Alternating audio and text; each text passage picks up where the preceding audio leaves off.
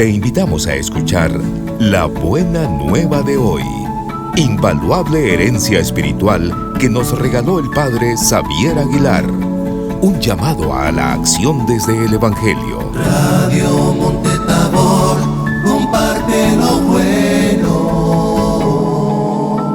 Comparte lo bueno. Estimados radioyentes, aquí estamos para dialogar entre nosotros y mentalmente con ustedes también. Edgar Cañas y Andy Gallardo y Javier Aguilar. Edgar y Andy, hoy vamos a hablar del Evangelio de San Lucas, capítulo 6, versículos 36 y 38, que dice así: En aquel tiempo, Jesús dijo a sus discípulos: sean misericordiosos como su Padre es misericordioso. No juzguen y no serán juzgados. No condenen y no serán condenados. Den y se les dará. Recibirán una medida buena, bien sacudida, apretada y rebosante en los repliegues de su manto. Porque con la misma medida con que midan, serán medidos. Palabra del Señor. Gloria y honor a ti, Señor Jesús. Este texto es un texto, diría, como doctrinal, ¿no? Señala bien claramente unos valores cristianos, y referidos a situaciones que se dan con mucha frecuencia, ¿sí? Pero tal vez cuando lo vemos en forma de valores, o sea, algo abstracto, no los entendemos mucho, ¿no? Por eso convendría ponerlos más bien en hechos concretos, experiencias que o hemos vivido nosotros o han vivido otros, ¿verdad? Tú me hablabas, Edgar, de un caso en que creo que podíamos ver lo que nos dice el Evangelio, pero partiendo de una experiencia, de una cosa, un hecho, ¿no? Pero que tiene relación con esto. Sí. ¿Quisieras tomar la palabra para explicarnos? Sí, claro. Acá tengo una historia muy iluminadora, la voy a leer. Bien. Dice, el título de la historia es El testigo número 39. Y dice así: en las horas antes del amanecer del 12 de marzo de 1964, Kitty Genovese fue asaltada y asesinada en la ciudad de Nueva York. Sus gritos despertaron por lo menos a 38 vecinos, que oyeron y vieron cómo, por más de media hora, el atracador la acechó, apuñaló, violó y finalmente la asesinó. El hecho de que nadie quisiera involucrarse, ni siquiera para llamar a la policía, atrajo atención internacional. Más allá de que muchas personas se identificaran con la víctima, imaginándose que algo parecido pudiera ocurrirles, ¿cómo explicar la intensa fascinación del público ante este crimen? ¿Qué distingue este caso? Muchos de los que lo han estudiado atribuyen la exagerada fascinación al hecho de que muchas personas temían que si hubieran estado allí, habrían sido el testigo número 39, es decir, habrían visto sin hacer nada. Ante las circunstancias de este horrible crimen, muchas personas reconocieron espontáneamente el mal samaritano que vive en ellas. La historia de Kitty Genovese estimula esa sensación que tenemos de ser espectadores culpables en un mundo cruel. Qué fuerte el caso, ¿no? Kitty Genovese. Sí. No sé si qué edad tenía, pero parece es una jovencita, ¿no? No dice la edad. Sí. Y bueno, eso fue en Nueva York, ¿no? Sí. Yo complementaría esa historia con una de mi experiencia, precisamente en Nueva York, ¿no? Interesante. Yo estuve un año viviendo en Nueva York mientras terminaba una carrera, el último año, y vivía en Brooklyn, downtown Brooklyn. Y pues yo ya era sacerdote recién ordenado, aunque estaba en Nueva York para estudiar, para terminar una carrera que no había terminado todavía. Sin embargo, yo quería también actuar un poco como sacerdote, y les pregunté a los sacerdotes de la casa donde estaba dónde podría hacer algún tipo de pastoral. Pero mira, aquí cerca hay unos edificios de apartamento, y ahí viven muchos latinos. Podrías visitarles de parte de la parroquia, ¿verdad? Y sería muy bueno. Bueno, me dieron la dirección y todo, y fui. Llevaba nombres ya, lista de nombres, y bueno, llegué al piso del que trataba, toqué una puerta, no me respondió nadie, ¿no? De la persona que buscaba, seguramente no estaba. Pero toqué el otro apartamento contiguo y le pregunté a la persona que salió, ¿no? Ando buscando fulano de tal, ¿no? Me han dicho que vive en este apartamento. Ya, puertas contiguas a la de ella, ¿no?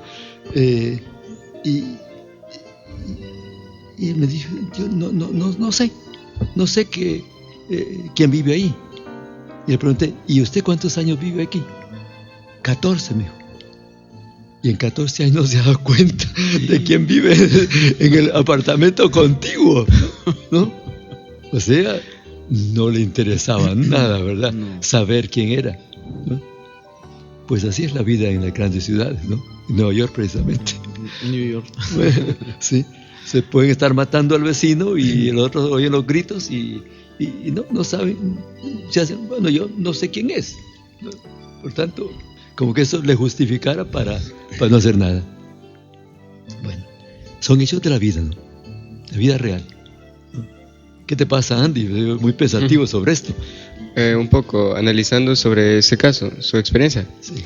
Que tal vez, siendo así en una grande ciudad y como yo que era un lugar de apartamentos donde vivían latinos, estaba pensando que como la mayoría de latinos que se van, no se van como legalmente, ¿verdad? Sino que se van, la famosa frase de mojado, ¿verdad? Ilegal. Sí. Entonces estaba pensando de que posiblemente no supiera quién estaba a la par o no quisiera decir algo por temor a su posición. O sea, me refiero de que puede que haya estado de forma como ilegal, ¿verdad? Y de que un latino lleguen a buscar a su puerta por su nombre, como que...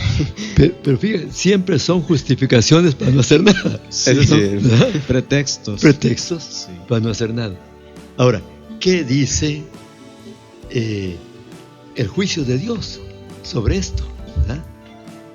¿Qué dice Dios propiamente? El Sermón del Monte, del que hemos tomado esos versículos, ¿verdad?, ha ido desmantelando poco a poco todas las estructuras y condicionamientos internos que aprisionan y esclavizan a la persona desde una perspectiva nueva que revoluciona la ética y todo comportamiento humano convencional. La presencia del reinado de Dios es ese elemento que revoluciona todo ese comportamiento humano, reinado de Dios. Y es el tema principal del mensaje de Jesucristo. El reinado de mi Padre, el reinado de Dios. O sea, Dios quiere que esta forma de vida que se han organizado los humanos evolucione o cambie. Esto no es humano. Esto es más bien infrahumano, animal, ¿no? Salvajismo. porque el ser humano es alguien superior, alguien que tiene ya un espíritu y un parecido a Dios, ¿no? Una semejanza con Dios, y que por lo tanto a lo que corresponde una actitud de amor hacia el prójimo.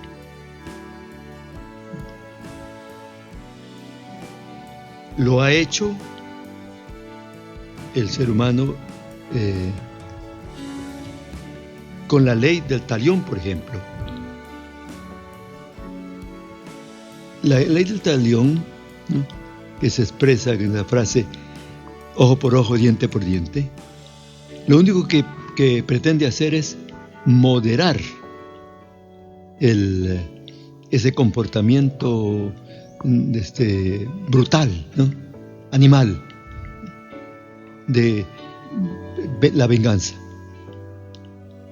Suena un poco duro, pero el ojo por ojo quiere decir, si te sacan un ojo, pues, está correcto que tú le saques el ojo, o un ojo también al otro, ¿verdad? Sí. Y que si quiebra un diente, pues le quiebra otro diente. Pero no estaría correcto que por el ojo por un ojo le saque los dos, ¿no? Por ejemplo, o cosas mayores, ¿verdad? Esa es la ley del talión. Pero cuando lo trasladamos esto al afán de poseer, con la angustia ante el mañana,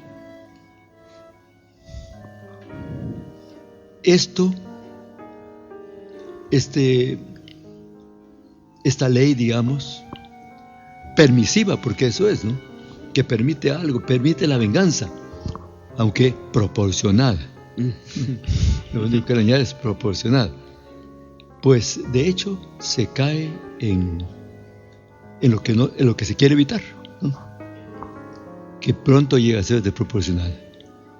Ya la venganza es mucho mayor que la ofensa. Ahora, volvamos al caso de, ¿cómo se llama? Kitty Genovese. Kitty Genovese, sí.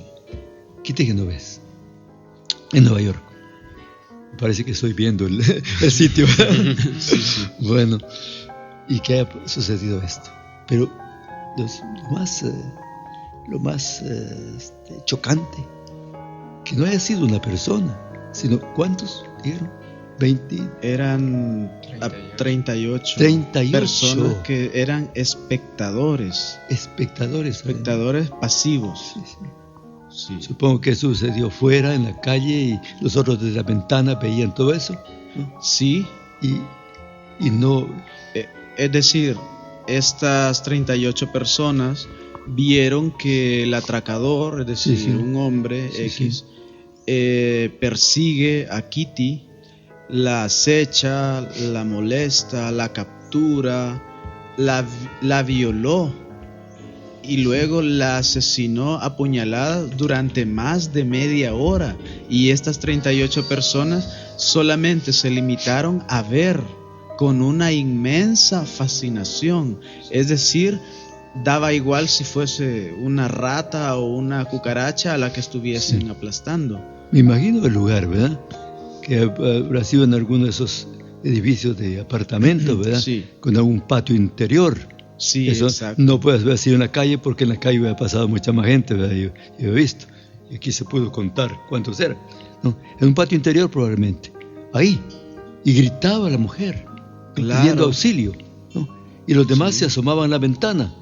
Simplemente para ver. Y ninguno bajó para ayudar. Nadie se tomó la molestia ni siquiera de llamar a la policía. Es decir, es una indiferencia absoluta. Bien, entonces esto, viéndolo a la luz del Evangelio que estamos comentando, que dice: sean misericordiosos como su Padre es misericordioso. ¿Qué implica esto? Pues yo creo que actualmente debemos examinarnos sinceramente si todavía nos queda alguna entraña de misericordia a los cristianos y en general a los seres humanos. Yo creo que este principio misericordia es clave para entender esta lectura del Evangelio. Es decir, vivimos en un mundo en el cual carecemos de misericordia, es decir, no nos conmueve casi nada. Esto es un signo de que estamos totalmente bloqueados. Nuestra capacidad de misericordia está bloqueada totalmente. ¿Cómo podemos mirar un acontecimiento como este? ¿O cómo podemos ver ahora en El Salvador, por ejemplo, cómo los policías les conceden unas palizas terribles a quienes capturen, sean quienes sean, y nos quedamos, más bien nos parece una diversión? Esto es enfermo. No nos mueve el corazón, no sentimos compasión. Y mira, esto se está dando, pero a cada rato y en grandes cantidades. Y yo creo que una causa muy probablemente es esta. La generación de jóvenes de hoy, cuando eran niños, hace unos 15, 20 años, ellos se acostumbraron a ver algunos juegos que entonces estaban de moda. Creo que eran de origen japonés. Sí. En los que todavía hoy. Sí, todavía se ven. Bueno, sí. Más sangrientos ahora. Más sangrientos. Sí, todavía. claro. Dios mío. Bueno, pues lo que veían era un grupo y dos grupos que se mataban uno a otro. A ver quién mataba más, ¿no? Quién dejaba, quién salía ganando porque había matado a los otros, ¿no? Era juego, por supuesto, pero para los niños, que entonces están precisamente introyectando sus experiencias y creando sus actitudes, ¿no? Esa imagen queda grabada profundamente y después, insensiblemente, la van a repetir. Y eso es lo que estamos viendo ahora. Ya la puesta en práctica, ¿verdad? Sí. De lo que aprendieron allá. Andy. Sí, viendo eso, en parte de como ese nuevo mundo que estamos teniendo, esa nueva forma que nos ponen hoy todo ese material, ¿verdad? Como de violencia, de muerte, a la disposición, así de como de cualquiera, siento que de cierta forma nos ha deshumanizado. Porque ya nosotros, es como presentaban en el caso, veían y solo se quedaban viendo, tal vez como que están viendo un programa de tele o alguna película, y no hacían nada, simplemente se quedaban viendo.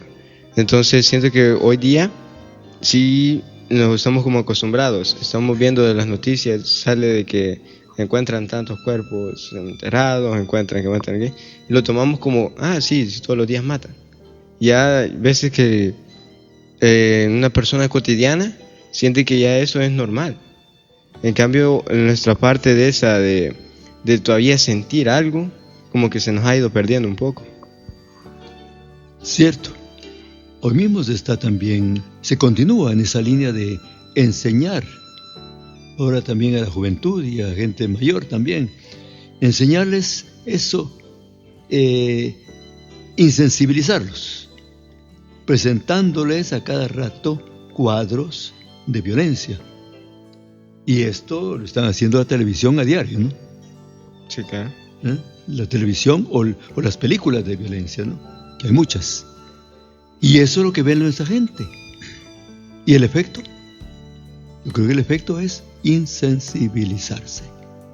Creer que eso es lo normal, ¿no? Que nadie se extraña de eso. Ahora, visto desde el Evangelio, si Jesús hablara simplemente de actitudes civilizadas, como la compasión o la tolerancia, no habría dicho nada nuevo, que no hubieran dicho ya los rabinos de su tiempo o de todos los tiempos, quienes usaban la proporción como norma positiva de juicio. Del mismo modo que ustedes juzgan, se los juzgará, dice el Evangelio. O sea, sin compasión. O sea, ustedes se hacen acreedores de ese juicio. de que los traten así. Confucio decía 500 años antes de Jesús que el hombre justo, cuando ve una cualidad en los demás, la imita. Cuando ven un defecto en los demás, lo corrigen en sí mismos. Jesús cita la norma, pero para negarla, para prohibirla y condenar como falso, hipócrita y farisaico todo juicio humano que no esté inspirado en la nueva justicia que ha traído el reino de Dios. Y volvemos entonces al reino de Dios, ¿no? Sí. El reino de Dios es la nueva norma. Todo eso es pre-cristiano, salvaje, ¿no? Brutal, inaceptable. ¿Qué les parece? Sí, yo creo que Jesús es muy creativo y yo diría muy revolucionario.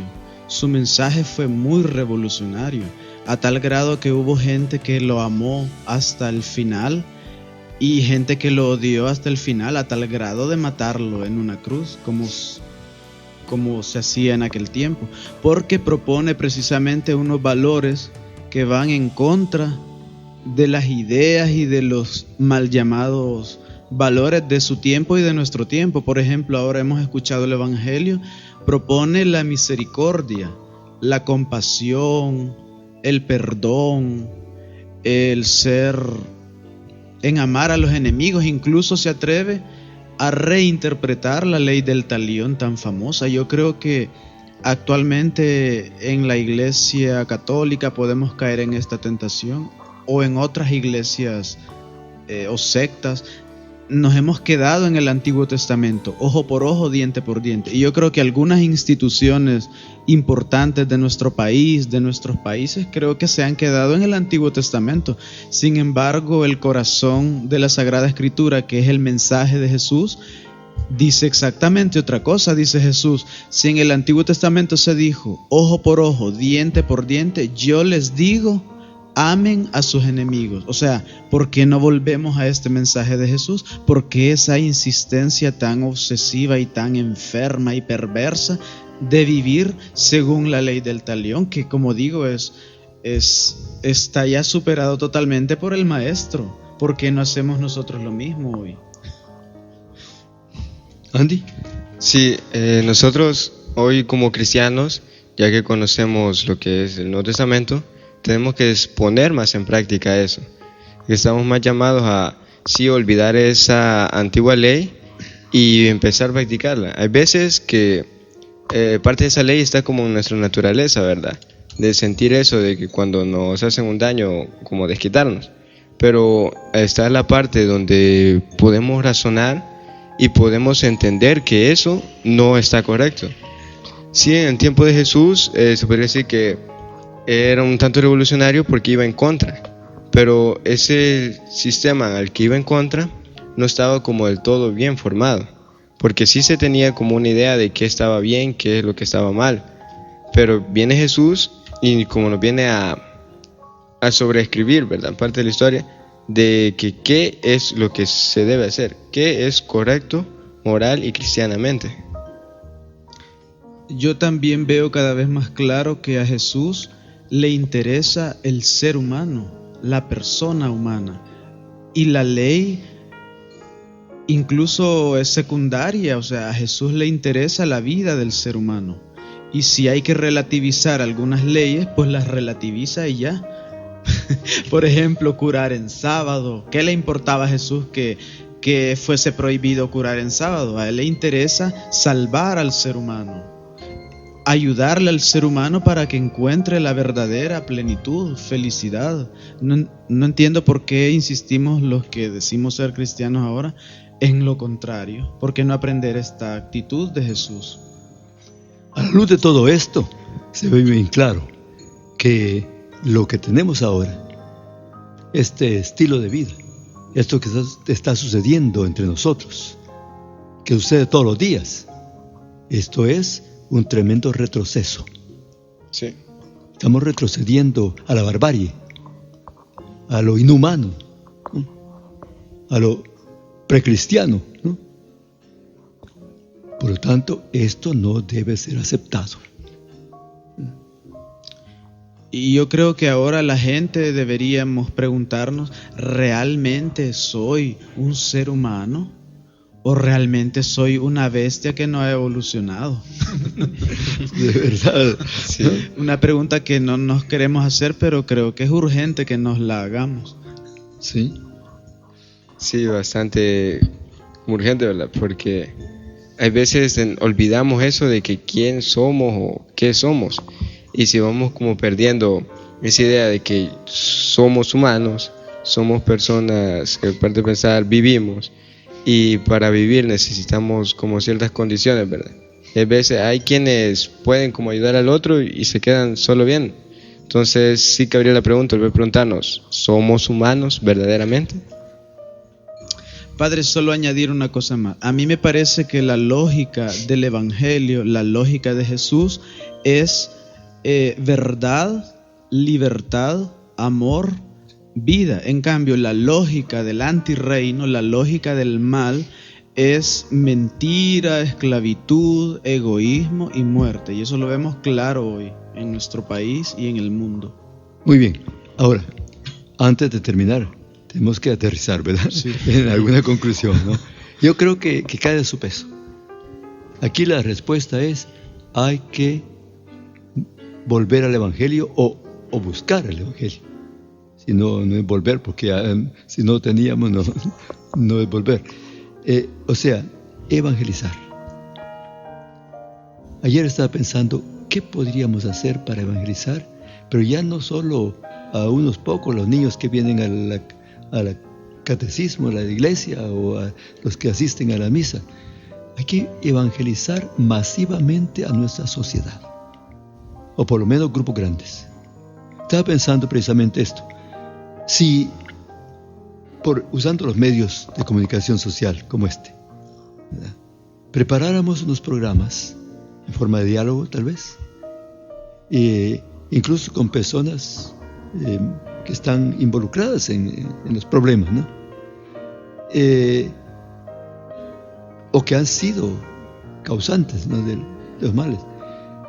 Unos programas que les ayudaran a pensar, reflexionar sobre la realidad que están viviendo. Y de ahí, a la luz del Evangelio, cambiar su manera de pensar, su visión de esta realidad. Eso haría que esa gente pudiera cambiar su visión. Lo podríamos hacer, por ejemplo, preparando esos programas para ser escuchados en las cárceles, ¿no? Las cárceles. En las cárceles de El Salvador tenemos como unas 25,000 personas, ¿no? Bastante gente. Y de los que han estado metidos, ¿verdad?, o como víctimas o como victimarios, ¿no? Sería bien interesante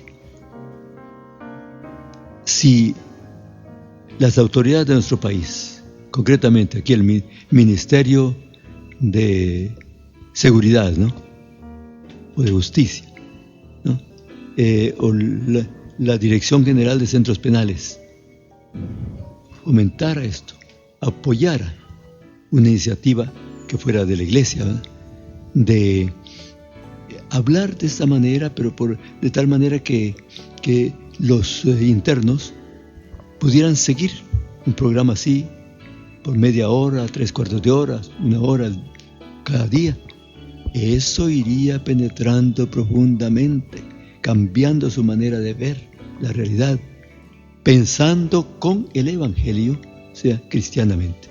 Esa sería una respuesta que podríamos dar. Muchas gracias, estimados revidentes. Hemos estado con ustedes Edgar Cañas, Andy Gallardo y el Padre Javier Aguilar, su servidor. Muchas gracias. Escuchaste La Buena Nueva de hoy con el Padre Xavier Aguilar. Esperamos haya sido de bendición en tu vida esta reflexión del Evangelio y te invitamos a escuchar la próxima meditación. Radio Monte Tabor, comparte lo bueno.